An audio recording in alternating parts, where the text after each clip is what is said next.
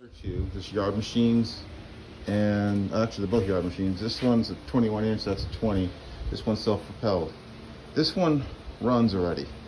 So what I'm gonna do, since it runs already, just do a, your basic tune-up, where I change the oil, sharpen the blade. I already power washed it. Kind of just, that's probably about it. I only service the air filter. This is a foam style. So that should be on this one.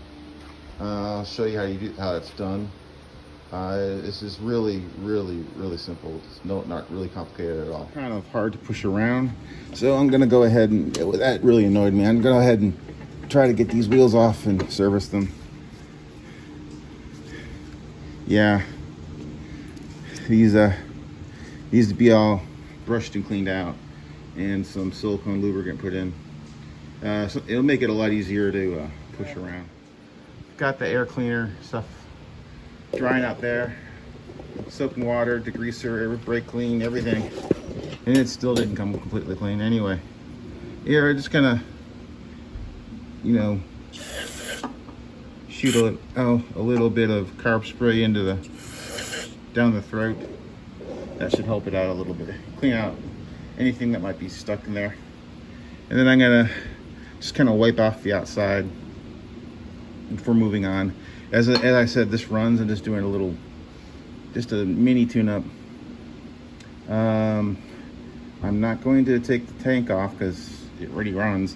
I will put a little additive into this fuel that'll help clean out things. And then I got to change the oil and sharpen the blade. And I'm gonna touch up paint this block here where the black paint's faded off. Cleaned out the air box. The filter's been serviced. It's sitting there. And I've, you saw me do service the wheels. Now I need to do the blade and the oil. Now to do the oil, I need to get it running, get it hot, so I can get all the junk out. While I do that, I take the blade off and I have it tipped over. I got it running here. You see that? You can see it. There's like steam coming out of the breather. That probably means that there's water in the oil. Good thing I'm changing it. That's what's coming out. There. It doesn't look like it was overfold. But it needs to change. Camera's probably not. There it is. Maybe a little bit of metal or contamination in there. So, good thing we're doing the oil here. So now, I've already emptied it out. I sharpened the blade. Yeah, I don't typically show that. Now, let's go ahead and put about 15 ounces, 16 ounces, which is about 2 cups or 500 milliliters, depending on which system you use to measure. So, probably the first oil change this thing's ever had.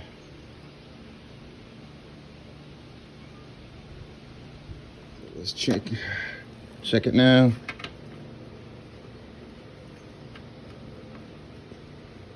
I hate these kind of dipsticks like this. These all plastic ones that don't really have a handle. So putting it in. Sorry, I must have inhaled some piece of grass. So yeah, it's full now. It's still it's dirty, but it's because of what was in it. But I probably replaced, it 90% of the oil. So I put this air filter, even though it's this color, it's still okay. I just cleaned it out with some dish soap and squeezed it out and let it dry in the sun. Now what you got to do now is dip this in a little bit of oil and just kind of do this. See my short on how to do that. I'll link that in here. This one should be done now. Not much to do on it. stuff I did to it was I cleaned out the air box, cleaned out the air filter and serviced it, sharpened the blade, power washed it, lubricated all the wheels, axles, touch-up painted a few places, touch-up painted the block black, serviced the recoil with a little bit of oil, and touch-up painted the valve cover there. Some of the paint had come off. Just a little bit of 59-cent paint or whatever it is. Dollar paint, whatever. I can't remember how much it was at Wally World. Anyway, that'll be it for this one. Later.